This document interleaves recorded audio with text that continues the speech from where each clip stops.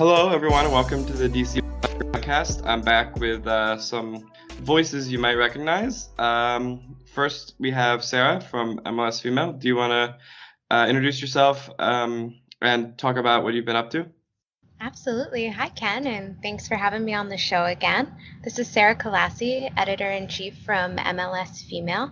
I'm also the beat reporter for DC United.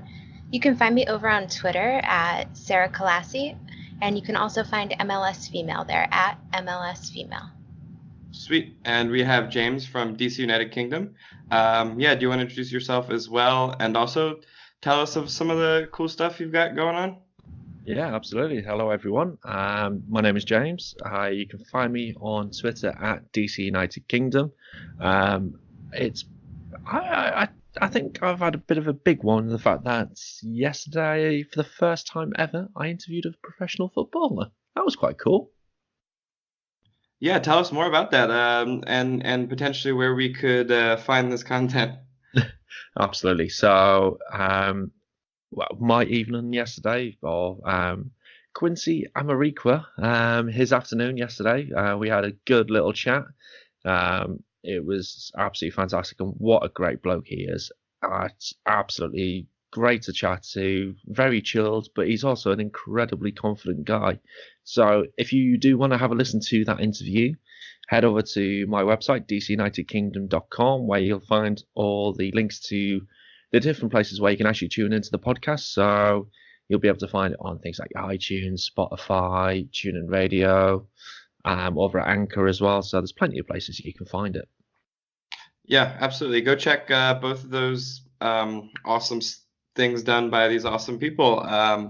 But yeah, so I took last week off of the podcast, as definitely YouTube noticed and also everyone. But it was a lot of stuff going on. There was some transfer news, I guess, and that being the big one in Rooney leaving at the end of this year. So I wanted to talk about that really quickly since we didn't have a chance. Yeah, whoever wants to chime in, how did you feel about that? It was very, very wild. I had the day off yesterday. Not yesterday, the day of the transfer. So I was watching it over on Sky Sports News here in the UK. And I was just thinking, please don't actually be happening. Please don't be happening. But then it came up that he was joining Derby County, and I was really gutted, to say the least. And it just felt like he's gone too soon. But, this is an absolute great opportunity to further his career, not just as a footballer, but as a future coach, potentially future manager as well. And I just kind of wish he did it at DC, not Derby County. He's done it at the wrong DC. Oh my goodness, yes. It was my pipe dream to see Wayne Rooney stay on after Ben Olsen finished his contract as coach and take over. Unfortunately, it's not meant to be. And I have a quick favor, actually, from you, James. Mm-hmm. Could you please give everyone a lesson on how to say Wayne Rooney's new team? So, there is multiple ways people tend to say it, but there is only one true way. So, in the USA, you've got the Kentucky Derby. Derby? Is that how you pronounce that? Yeah, the Derby. Derby. But yes, it's spelt the same as that. However, over here in the UK, we pronounce it Derby. So think of it as being spelled D-A-R-B-Y, not D-E-R-B-Y. Weird, we're obviously very strange over here in the UK with our pronunciations, like Leicester, where that's just weird, and same with Worcester as well. It's all a bit strange, but that's how we pronounce it. So it's D-A-R-B-Y, Derby. Thank you. Now we all won't sound foolish when we're trying to say the name in our American. Oh, I can imagine some of the counties and the names of the counties we have over here. You guys seem to... Well, I can understand the way you're coming from with your pronunciations, but yeah, we're just odd here in the UK, and we like it different. Yeah, totally. And honestly, it's a pretty decent team. I mean, they've done pretty well recently, and they're pretty competitive in the championship, and so it's going to be a little bit higher of a level than DC is by a little bit, but it'll be interesting to see because, yeah, he's doing a player coach kind of thing, which I always found interesting. I'm not sure how I feel about that, but yeah, it's good for him. It's just kind of sad to see him go after what seems to be a short run, but in reality will be a year and a half about. So, yeah. But he's given us so many great memories, hasn't he? It's just been absolutely fantastic. Some of the goals he scored, especially against Orlando, he always seems to score the great ones against them. And yeah, you're right, it is a short time, and even in the world of soccer, it's not the longest time at any club, but he's given us plenty to remember, and hopefully it's given us the platform to build a fantastic club going forwards, where we've got a great youth academy, hopefully, and great facilities, and hopefully future stars coming through. Yeah, absolutely. So yeah, that one was a rough one on Twitter that day. I was struggling a little bit, but it'll be okay. I mean, I think it's good that he decided to stay till the end of the year, and that the club seemed to be very willing to work with him and Derby County and everyone involved. So it seemed to work out for the best for everyone, for everyone's family. Can I just put in a little piece of positive news here? So Laura on Twitter, she actually reminded me of something from quite a few years ago. But when David Beckham announced that he was leaving the Galaxy, they actually rallied and they won the MLS Cup. Hey, that's the kind of positivity we want, isn't it? I think so. Yeah, we need to do that. I like that. I'll ship it. Yeah, that would be great. I mean, I think it's going to be hard, especially since we're kind of slipping in the standings. But yeah, I mean, we also made some other moves in the transfer window. We brought probably the biggest one is Ola Kamara coming back to MLS from China, and definitely someone who's proven himself in MLS to be a goal scorer and scored plenty of goals. So definitely this season and right now and even into the future, but especially right now with him and Rooney, seems like we have some potential to start scoring some goals. Hey, goals win games. Exactly. Don't forget Quincy. In the game against Galaxy, he performed absolutely brilliantly, so he's still got a job to do. But yeah, there was more transfers, wasn't there, Ken, as well? Yeah, we also brought in Felipe Martins and Emma Boateng from LA Galaxy. Yeah, very interesting stuff around that. Don't necessarily want to get too much into what everyone was talking too much about on Twitter, but yeah, I think since we did release Chris McCann, we needed depth at that in the midfield anyway, and now especially because of the suspension that Moreno has had to serve, and the two injuries to both Knaus and Durkin. Seems like a good pickup. He played in our last game as well, which we'll talk about in a little bit. But we also traded, well, I guess we bought from LA Galaxy the contract of Emma Boateng, who seems to be like a really quick winger who has plenty of talent on the ball and stuff, and has done pretty well when he's played so far. So yeah, it's kind of exciting all around, and that's another area like in the attack where we need some depth at least, or someone we can bring in off the bench. And how much Bitcoin, or should I say MLS bucks, Garber bucks, did we trade around this transfer window? My brain is absolutely spinning with that. Can anyone get those acronyms straight? Because I'm still lost and I'm prior mill, so. Yeah, it's all very strange. And then you also see like the we traded 50,000 TAM for 50,000 GAM, or like those weird transfers as well. Which I think it's funny that DC is like made a whole blog post for each one of those like strange, there's strange kind of trades that happen in MLS. You weren't totally excited about that, Ken? How about you, James? I was stoked. I couldn't sleep. What about us getting $50,000 in GAM? I mean, that kept me up all night. I was so excited. I mean, I thought, when we were acquiring TAM, I thought there was potentially some more moves that could happen, which I guess still could, because we can still bring in free agents if we want. So we do have a little bit of TAM that we can use, which typically means not someone who's like not necessarily the DP level typically, or like a lower end DP that we can pay down to under DP levels. So I don't know. I mean, the Emil Assad rumors kind of have died off, but that's still technically a possibility. I was I, just I going to ask. yeah, for me, I think that's unfortunately dead now. As much as we all prayed and hashtag to bring Assad back, I just can't see it happening now.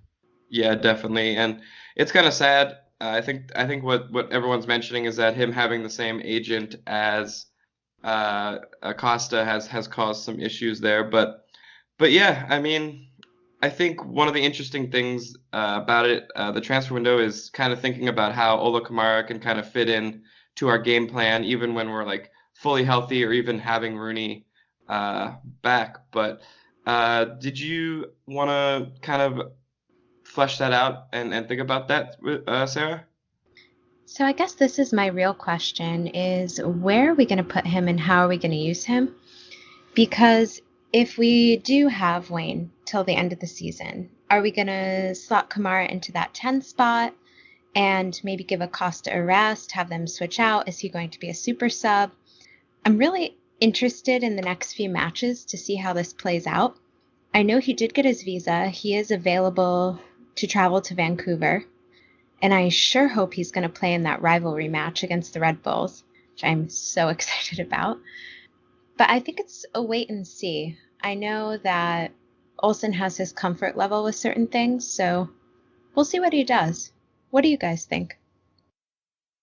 For me, I think Rooney's going to drop a little bit deeper now, and we'll see Kamara being the out-and-out striker because Rooney, when you watch him play, he's always in kind of the centre of midfield, wanting to pick up the ball and then play it. So he's kind of more of a playmaker now rather than being a proper out-and-out striker, even though he is our leading scorer for this season. I just think I can see his role being adapted to fit both him and Kamara in the lineup. And that will mean Acosta, I reckon, will drop down to the bench for the foreseeable season. And especially when with the fact that he's probably going to be leaving at the end of the season. There's no sign of him signing a new contract, so it's kind of in a way freezing Acosta out of the team, and we need to see what it's going to be like in a post Acosta and a post Rooney world. And for me, I think that's what I would see happen, and that's probably what I would do as well. You see the game so well too, James, because you are a keeper. And did you both watch the MLS All-Stars? How they had Rooney drop back a bit? So I didn't actually get to see the whatchamacallit, the All-Star game. It was just one of those things. It was, to me, not a hugely important game for me to actually stay up and watch, which is probably wrong in me saying that, but it was just a case of it was one too many games for me, I think.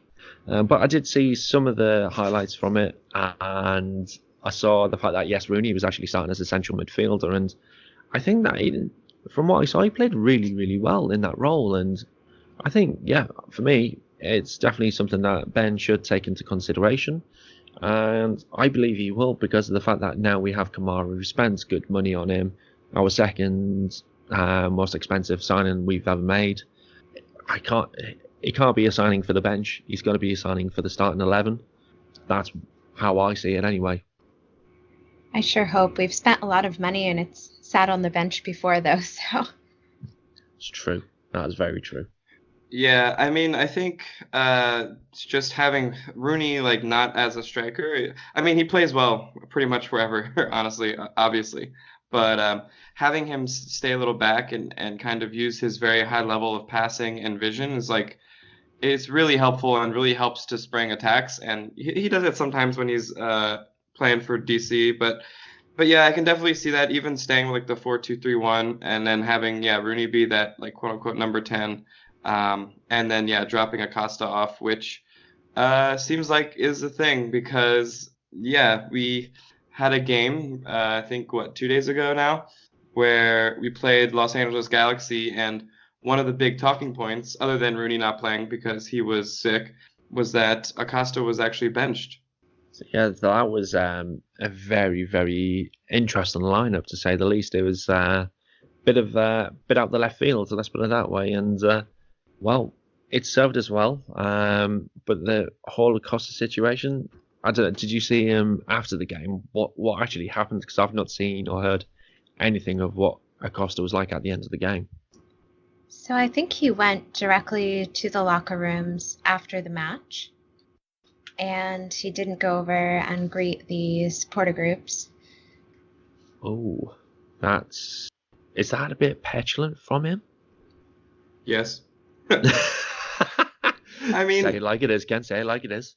I mean, that's the thing about a team, right? Like, you can talk about sports, or you could talk about a team in an office. Like, if you don't work together, and if you're not happy for other people's success, even when it doesn't involve you, or even when you can't directly gain from it individually, like, you're not part of the team, really, and you're not creating a team that's gonna be successful and really win and fight for each other. I think a lot of times we hear about players talking about, how they're like, don't necessarily want other people to be successful because they're fighting for a spot or whatever. But I think when you have a team that is always excited and always happy, and maybe, you feel a little bit upset you weren't in the lineup, but you're not like wishing anyone, did worse, the team lost or whatever. Like, I don't know, like, it just feels like he's not being a team player. And I think that's something that's not terribly surprising to anyone at this point.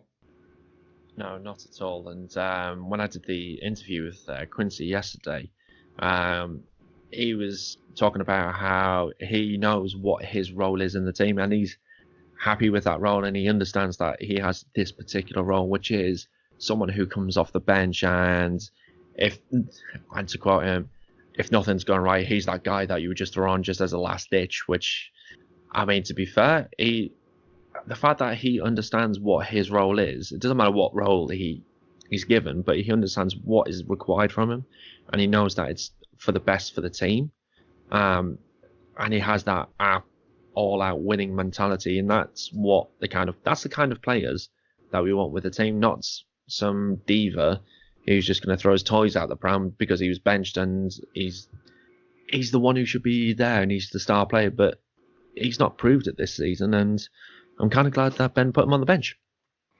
And coming from Ben after the match, he did say, I wasn't trying to send a message, but I was just trying to put out an 11 that was going to win the match.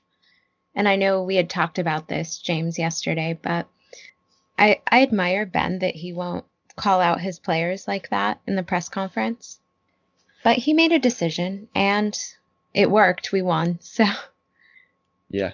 It's one of those things where every game that you go out, the lineup that you play, you're basically betting on that side to go out and win.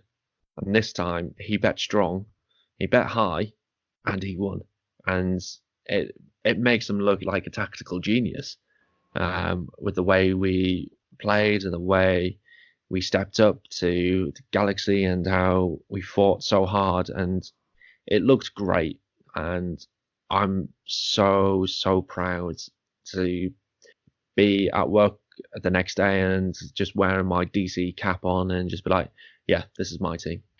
I was definitely worried about that match when I saw the lineups. I mean, I was relatively confident in Quincy up there. I mean, he's a guy who always gives his best and works really hard, which, again, to go back to the team thing, like, you have to fight for each other or else it's going to be very hard to be playing up to the level that, like, the potential level. But so, yeah, I was reasonably confident that he was going to, give the LA Galaxy defenders and I guess also Zlatan some grief. But yeah, I mean, with the injuries and having to start new players and kind of just switching back and forth between formations, I was just kind of feeling like this was not going to be a fun game, but it was really entertaining. And it was one of the first times where I came out of it like a game recently, I guess, where I was like, wow, like that was kind of fun. Like, I didn't like everything I saw. Obviously, you never do. And like, there's always things you can improve, but I was entertained at least, and I had a good time. So, yeah. It was great. And I think with the 11 that Ben put out, I think the Galaxy definitely underestimated them quite a bit. And that was maybe the most brilliant part of that, they came out thinking it was a very easy win for them on the road, especially with Leighton. So I was happy to see them take those 3 points. Oh, absolutely. And some of the things that the players were getting up to on the pitch, that was very entertaining. I mean, the whole Quincy marking Zlatan, the whole height difference, but him just looking up and just smiling and giggling at him, that was fantastic. And then that Alvarez and Dos Santos situation with the boo-hoo and the crying and absolute hysterics. And it was kind of, depending on what side of the fence, it could come across as a bit arrogant and a bit cocky, but it worked and it made us look absolutely fantastic and show, you know what, doesn't matter what team we put out, we're there to win.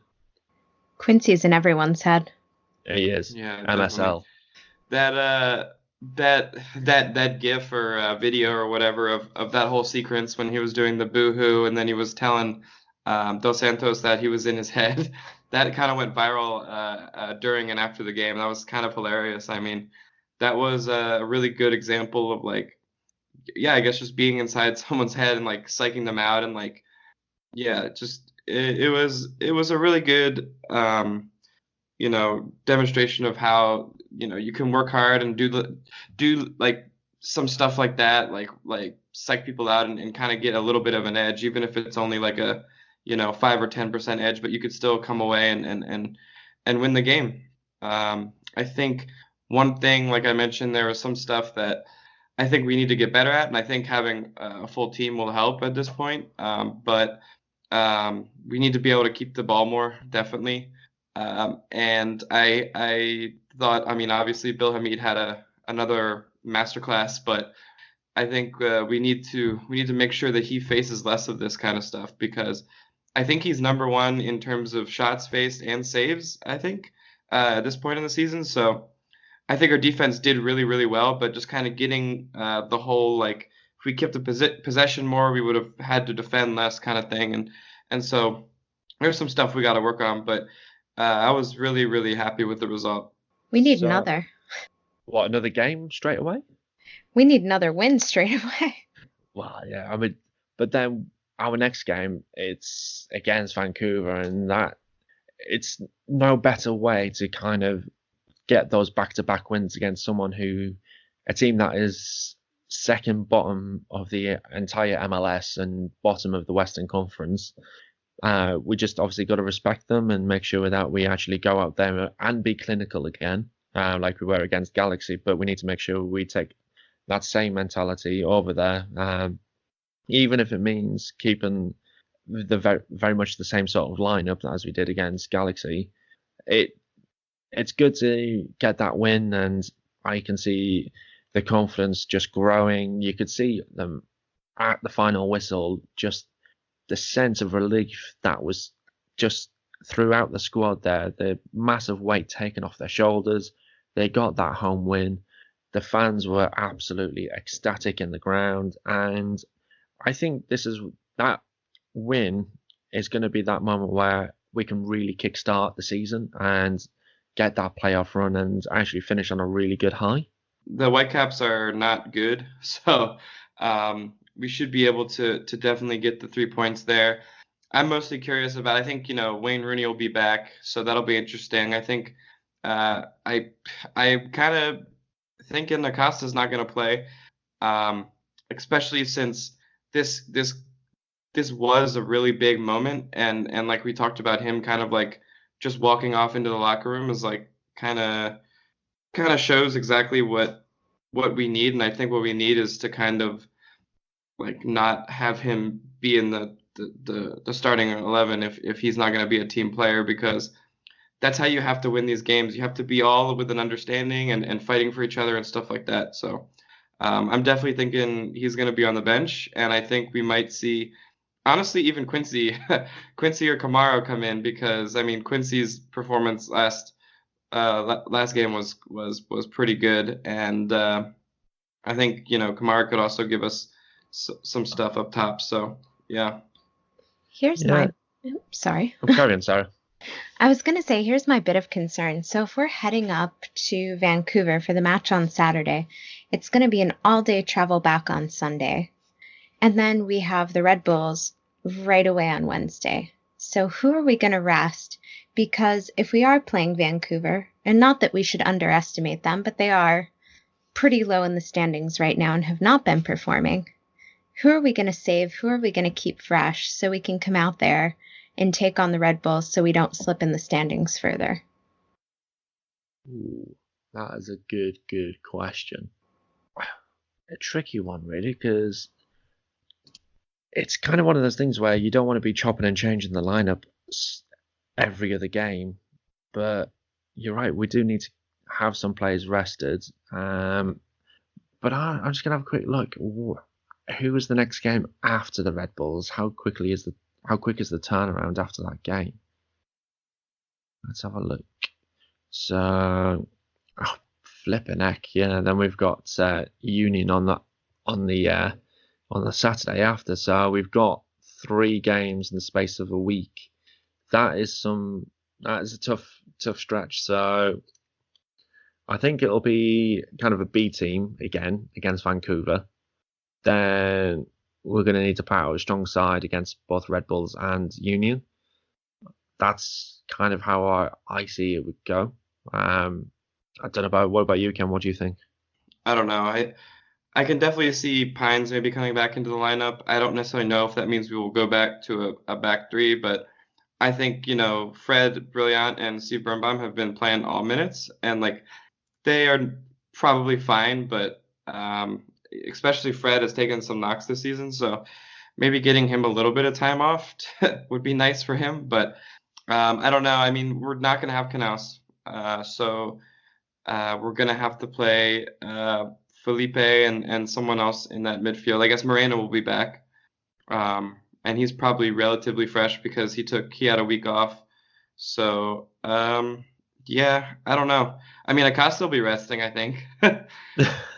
But I think he's got quite a long rest now, hasn't he? Yeah, so I don't know. We still kind of have the depth problem, but I mean now we have Emma Boateng too, so we might see a guy like TT Rodriguez or Areola come off. I think more likely TT Rodriguez probably, because Areola's just been so good in so many different ways on and off the ball.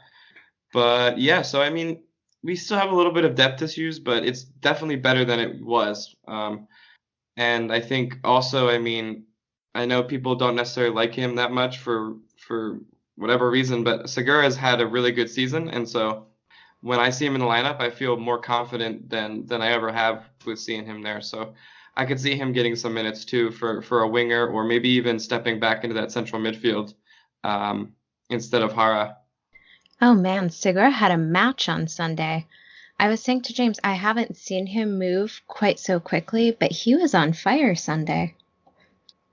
Yeah, definitely. And he had an assist, and I don't know, he's always one of those guys who tries really hard too, and you can tell that he really wants to play and he really wants to do his best. And so I think that that's such a good quality, especially when it comes in to the goals and assists that he's been able to do this season. I mean, there were a couple of games where we were not scoring from open play at all, and he was able to break that drought, I think at least once, with either a goal or an assist. But yeah, I mean, he's kind of killing it, I think.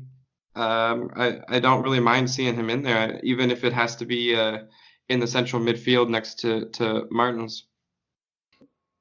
No, not at all. I think, again, as you said, Segura's had a cracking season, and he's one of those players that I always thought he's our weak link, but he's really impressed me this season so far, and he's really turned my thoughts around about him. It's fantastic to see, and hopefully he can continue the way he's played so far. So the left back position, it's somewhere where we really don't have a lot of depth at the moment, and I think Mora's going to need a rest at some point if we continue with the 4-back formation. So what do you think about that? What do you reckon is going to happen with our left back position? I think that's a good question. I don't know who's even on the depth chart there, like, or like who's next up. I do know that O'Neal Fisher seems to be coming back soon. That's not necessarily left back. He played a right back, but I don't know, that gives us a little more flexibility. It does, yeah. It was good. It's good to see the photos of him back in training, and really looking forward to seeing him actually back on the field again. Because yes, we do need someone who can play left back, and I know he has done it before. And from when I've seen him play, he does all right. He's a quick player. I think his defensive play could be a little bit better, but he's very much like Mora. I think he's very, very good going forward. I'm kind of concerned because I think that left back position is just really kind of our cursed position. We don't have many players that we can put there that are successful, so I'm really excited to see him back. Actually, I was happy to see those posts on social media.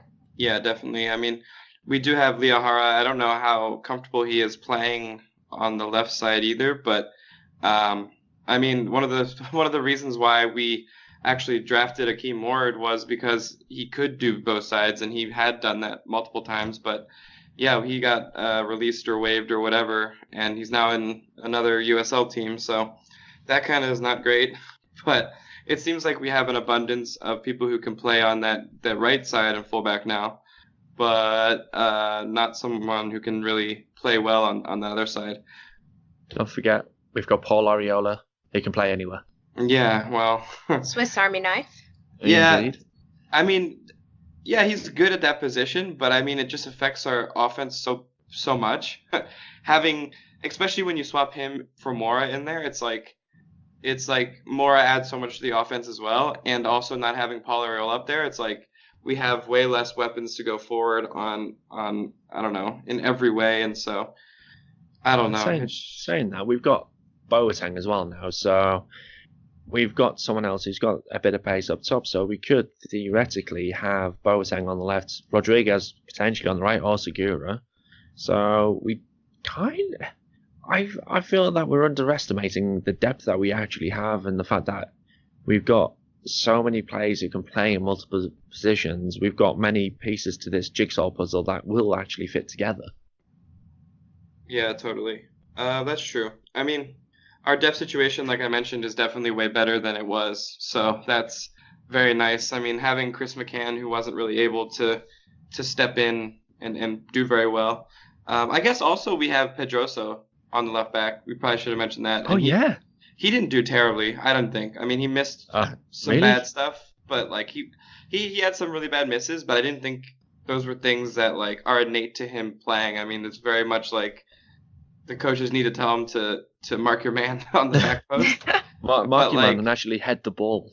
Yeah, exactly. And so, I mean, but in possession, I thought he was fine. Like, he wasn't amazing but not bad either. And so he's also another option we have on that left side, but I'm not sure how much the coaching staff really wants to have to go there with him right now. But yeah. We haven't seen him in a hot minute on the pitch, really, so. Yeah, I think he got benched after that, the second time he gave up something on the back post.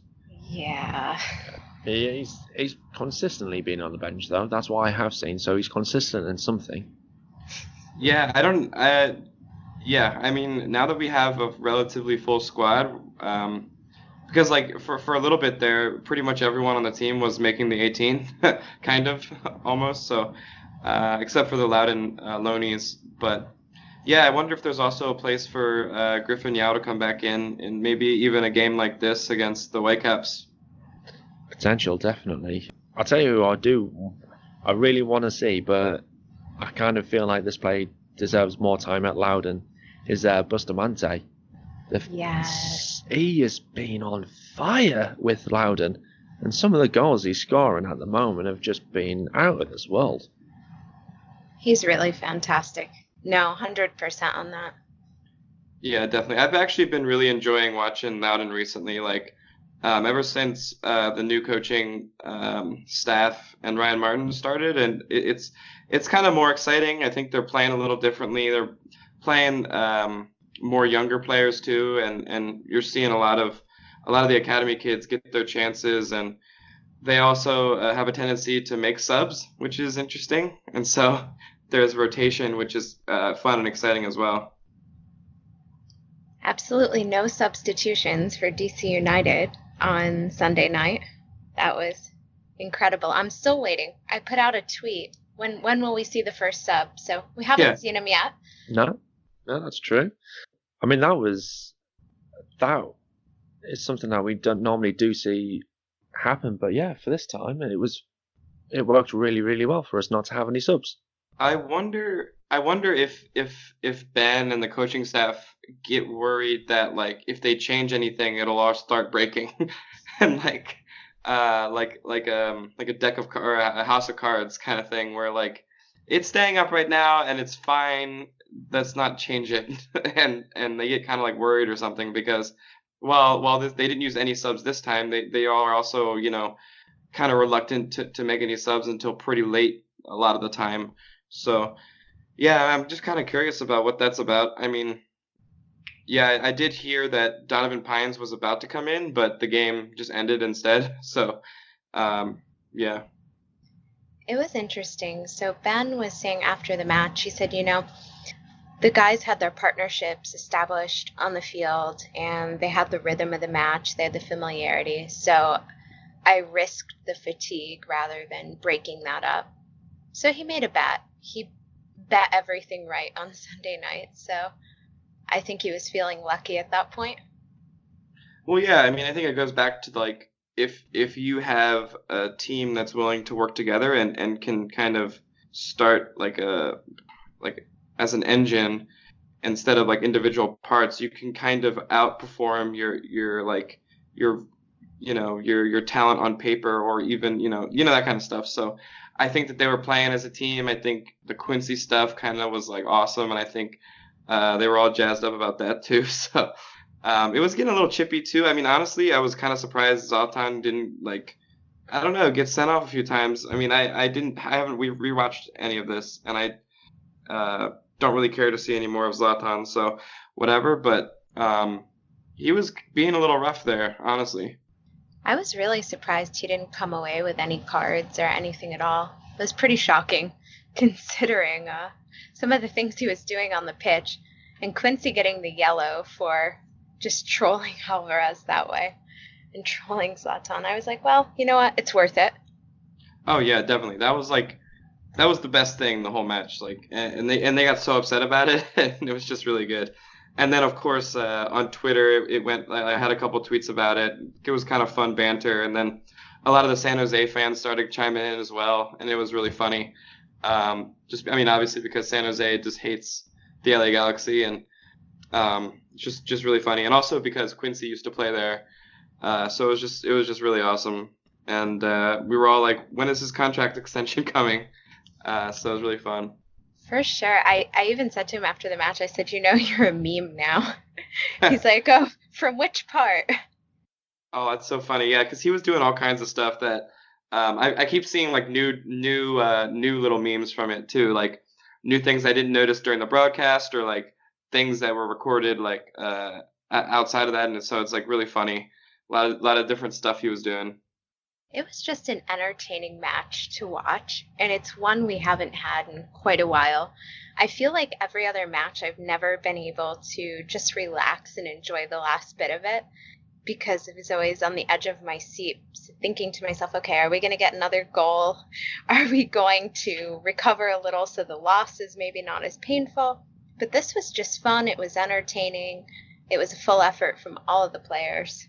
I was very excited about it. I mean, we need to still create more chances and stuff, but I think that'll come with some of the depth we've added and stuff, and the ability to look at our bench and have a relative difference maker in a Emma Boateng or like a Ola Kamara or whoever is on there. So yeah, I mean, I'm kind of excited / nervous for the upcoming games, but do we want to predict how the next one's going to go? I know Sarah doesn't like doing predictions, but... No, I don't. And yesterday when I was doing the podcast, I was just like, I kind of want to stay away from predictions now because I didn't predict anything about the Galaxy game. And we won. So why? I want to say it'll be an entertaining game. That's my prediction. It's going to be entertaining. It's going to be a fun watch. If I do end up staying up till 3, I think it's going to be a 3 a.m. kickoff. Oh my goodness. Yeah, it's So, going to be yeah. quite late. It's one of those over there. Yeah. Yeah. What time is it going to be for you guys? I think even for us, it's going to be quite late here. So it's a 10 p.m. kick 10. here. And it'll be Jesus. after that. So Yes. It'll probably be, 20 past? Something like that, depending on what channel it's on.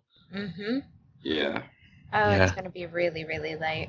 It's either going to be a case of, for me, I'll not watch it and I'll just catch up with the highlights in the morning. Seeing as, the MLS app actually is pretty decent for putting up good highlight packages. Or I go and have an early night, set my alarm on, and then just stay awake for the rest of the day. Because I know I'm off on the Sunday, so at least I'll have the day to catch up with myself. But, I don't know. I'll have to make a decision later in the week, I think. I don't like these late ones, but there's not really much we can do, I guess. But It's yes, Saturday. I mean, yeah, that's true. They could have kicked it off earlier, and because it's Saturday, isn't it? That the game is, and It's Saturday. it's a Saturday, so why can't it kick off earlier? Or am I just used to the EPL kicking off at like 3 p.m. on a Saturday? We do some 4 p.m. sometimes, but I don't know if it's to do with the broadcasting or maybe some of the deals that they have. Maybe they couldn't get the satellite time. I don't know. Yeah, it sure is annoying though. I mean, even for me, I'm gonna be tired. Or so I don't know. But yeah, I mean, I hope it's a good game. I mean, James has already made a prediction on a past episode, so it's not like you can just say nothing now. That is true.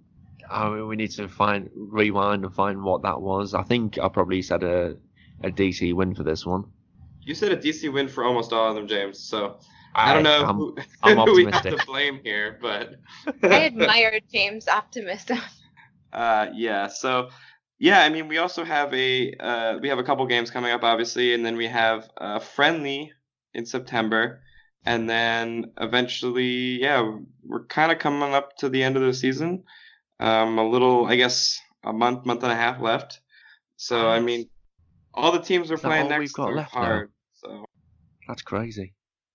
Yeah, and let's hope that our season lasts a little longer for playoffs, but I'm not sure. Just looking at the schedule here, I mean, Red Bulls, Union, Impact, Timbers, Sounders, Red Bulls, and then FC Cincinnati. So a lot of fun games potentially, but a lot of talent in these games. Well, I mean, if FC Cincy is our last home match before the playoffs, and I'm going to say before the playoffs because I'm going to be optimistic, at least that'll be pretty entertaining, and hopefully we can come out and put on a really nice show then. Yeah, I'm really excited about the Seattle home game with Seattle coming here. I think that'll be fun. They're a pretty good team, and yeah, I mean, I think at that point in the last 2 or 3 and even the last game, that's really when things start getting tight about we're almost into the playoff, over the playoff line, or we're at risk of dropping out of the playoff line. So yeah, I mean, that's when it gets super, super interesting. I mean, if we look at our points right now, we're sitting at a respectable 39. So say we pick up 3 on Saturday. We'll be in, pretty decent shape there. And then we've just got to kind of claw our way up to Philadelphia. Yeah, I think we'll need, I don't know, I looked at it earlier in the season, but I think we'll need probably at least 51 points, which means 12 more points than now, and I think that's reasonable. I mean, we have a decent amount of games. I mean, we could definitely get, 4 wins or some kind of weird combination of wins and ties to get that. I mean, ideally, we would like to be a little higher than that so we get some home field games, but just getting in and then trying to really go from there with Rooney and Kamara, and maybe Acosta gets his attitude back together. I don't know, but yeah. I mean, if we look at it points-wise, we're at 39. If you look at the Western Conference, the Sounders, who are sitting in the 2 spot, are at 39. I mean, LAFC, we won't even touch that. but we're not in bad shape. Yeah, No. definitely true. I mean, especially since we just won and got those. That was a really big 3 points, I think. That was potentially like the moment that could change the season. So yeah, I think we're in a. I feel a lot better than I did than after the Union game, the 5-1 or whatever. That's for sure. The Oh thing my is, goodness. if we can get this win against Vancouver, that's back-to-back wins, which we've not done for quite a while now. That's going to instill a hell of a lot of confidence, ready for that big game against Red Bulls, and then we win another game, and then we're taking even more confidence into the road trip to Philadelphia, and then it just kind of snowballs from that. So the next big game, I think we, as a club, we kind of need to treat every single game now as a cup final game, and then we can then keep building that confidence. Then the form comes, then the playoff run comes, and then the MLS Cup arrives in our trophy cabinet. I like that. Yeah, I mean, it would be really, really awesome. We can send Wayne Rooney back to you, James, with a nice MLS Cup title. So, I mean, that would be nice. Get a cheeky selfie with him, just saying, hey. Yeah, so I think that's a lot of the stuff that I have on top of my head. Is there any other topics that you think are worth discussing? I mean, Quincy Amarika's just liked my photo on Instagram. Oh, He's yeah, you guys are buddies fantastic. Exactly.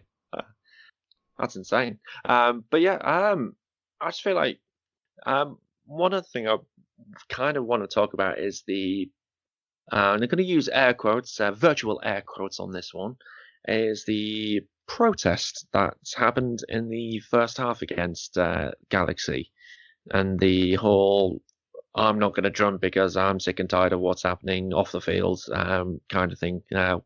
What did you make of it, Ken? Because obviously you weren't at the ground, were you? You were in a nice little bar. Yeah, I was chilling at a bar. But yeah, I mean, so I think it was interesting because didn't want to play the drums as a protest to the direction of the organization, and I think it was mentioned that having Ben Olsen as the coach was another reason. And so, I mean, I think there's a couple of things here. I don't think that I don't know. It's not something that I would have done. That's for sure. I can understand being unsatisfied with recent results or how things are going. But I mean, at the end of the day, like we're all supporters. It would be awesome if you know uh, this kind of stuff didn't happen, and we could do this in a more productive way than I think kind of just refusing to play the drums, I guess. I don't know. Yeah. Sarah, what did you make of it? It was frustrating. Everyone has the right, again, to their opinion. But as I said yesterday, really the only ones that were hurt yesterday were the players on the pitch. Didn't hurt the front office. Tickets have been paid for. They made their money. There are people in the seats. And whether you choose to drum or not, I mean, that just hurts the guys that are looking to you for motivation, for a morale boost. I know I told you this one yesterday, James, but some of the media for LA Galaxy up in the press box were saying, wow, Audi Field sounds really bad. And they don't have any supporters. And so it was interesting. It was, and and you were saying that the fact that it was really, really quiet. Coming from TV wise, yes, the audio gets boosted because the crowd and all that jazz, but I could hear chanting, but it did feel like a bit of and I did say this to you yesterday as well, so a bit of an Arsenal match at the Emirates where there was very little atmosphere, but there was people trying to G the crowd up, and it's I just found the whole protest thing incredibly bizarre. It wasn't very well publicized, if at all. And as you said, they've already paid for the tickets, so they've already given the front office some money. They've then got the beer for the beer showers, so there's more money. that it's not, as I said, not hurting anyone apart from the players, and thankfully it didn't reflect it on the pitch. Thankfully, the players were good enough and battle hardened enough to pull through to get the 3 points. But I just found it a bizarre thing to do, and the tweets that were coming out just weren't exactly clear. They were all very vague, and nobody knew the left hand to the right hand for whatever was happening, and it was just, it was very bizarre. I was happy to see that other supporters in the stadium were trying to clap and chant and make noise, because really there was, as I said before, that point where most of the stadium got going, even though there were no drums. There was chanting and there was clapping. And it's, maybe a positive thing that those supporters felt pushed to do something as well. So I'm trying to look at it from a bright side. But I really, really hope that our home match against the Red Bulls, this doesn't happen, because it's just going to be a real mess if it does. Yeah, I think it's important as supporters to and especially if you're in the supporters group, and you're in the stand and you've volunteered to play the drums, and I think that with that comes a certain responsibility, and I think maybe some other supporter groups might want to look into getting their own drums or whatever, and because I mean it's definitely something that is done to help a couple things, but mostly the players on the field, and to show that we're there and we care about them. And so I think that the point of it mostly hurt the players, and it probably made them upset more so than the executives, because my guess is the executives also see the same thing that we see, in that this is hurting the players, and it probably doesn't make them want to listen that much. And so I have a fear that while I share some of the concerns with the members protesting, not all but some, it's not a terrible point or anything. I don't think. I think it's a relatively reasonable opinion to have. I think that's fine, but I think it might have backfired a bit and done the opposite of what they thought that they were accomplishing. No, for sure. And again, it's kind of taking into mind how you publicize those things and how you carry them out, because I'm sure that a different way of protesting might have been more effective in achieving the end goal, rather than just having a bunch of people kind of be upset. I know someone from the front office did go over to see what was going on, but I'm not sure beyond that if it had any real impact other than social media being where are the drums. Yeah, definitely. Sorry, go ahead, James.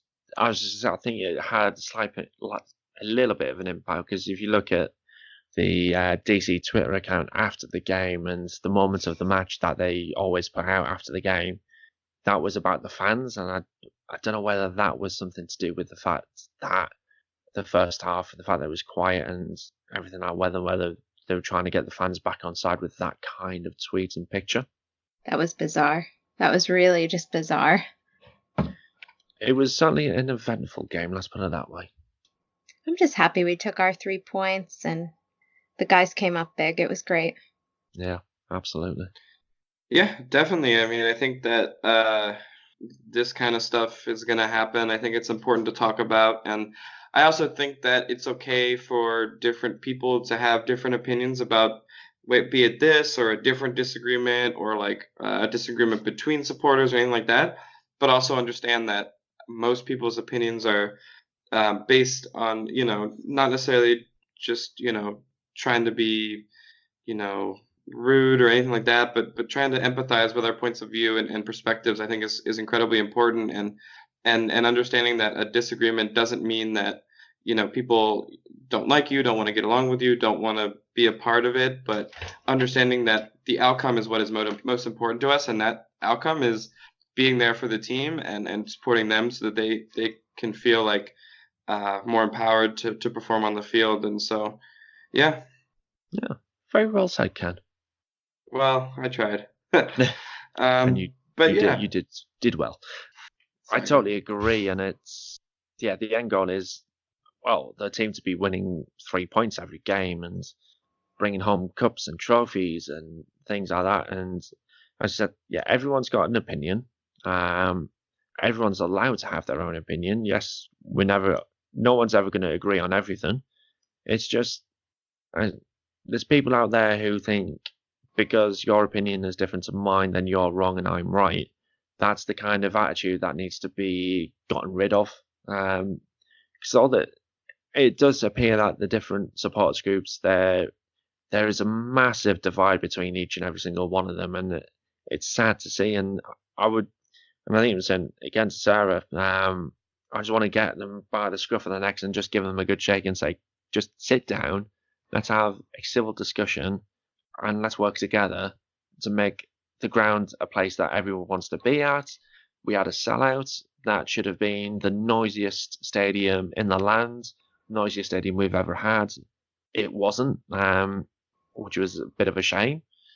But they need to work together to actually bring the noise, and we've got a huge game coming up, and we need to feel the pressure on the Red Bulls and make them feel uncomfortable and make our lads feel like they want to be 100 feet tall and actually just take the game to them and just smash them into the ground. Are you coming? Are we going to see you there? I mean, yes, I am 100 foot tall. But no, I won't be at the game. I don't think I'll be out there this year for the rest of this year, unfortunately. If we go into playoffs, I sure hope you come. I would love that. I think a credit card might be hit on that one. Or should I say when we go into the playoffs? When we make that MLS Cup final. Exactly. At Audi Field. Oh, that would be amazing. That would be awesome. I would be excited to see you there, James. Exactly, yes. Cool. But yeah, I think that's all for this week. We'll be back soon. We have a couple games coming up, but do you both want to kind of tell everyone again how they can find you and a quick reminder of some of the cool stuff that you've been up to? Go on, Sarah. Oh, thank you. You're so polite. So I'm Sarah Kallassy. I'm editor-in-chief over at MLSFemale. I'm also the DC United beat reporter. You can find me on Twitter at Sarah Kallassy, and you can find all of my work and my colleagues' work over at MLSFemale. And we'd love to chat with you. And I'm James Graham, and you can find me over at DCUnitedKingdom. There's a lot of stuff going on over there. We have a Twitter group, which both of you guys are part of, which is absolutely fantastic. There's good banter in there. That is through the DC United Kingdom membership. So head over to the website, DCUnitedKingdom.com. Other cool things that have happened, obviously, as I mentioned at the beginning of the show, I was absolutely privileged and humbled to have Quincy Amarikwa on the podcast. First player that I've ever interviewed, and I think quite possibly the biggest person I've ever interviewed. So that was awesome. So check me out over on any podcasting app. Just search for DC United Kingdom. Thank you for having me on again, Ken. Yeah, absolutely. Thank you both. And yeah, we will. If you're listening on an app that you can rate a podcast with, please give us, a rating. Hopefully, a good one. And tell your friends and everything like that. And have a great week.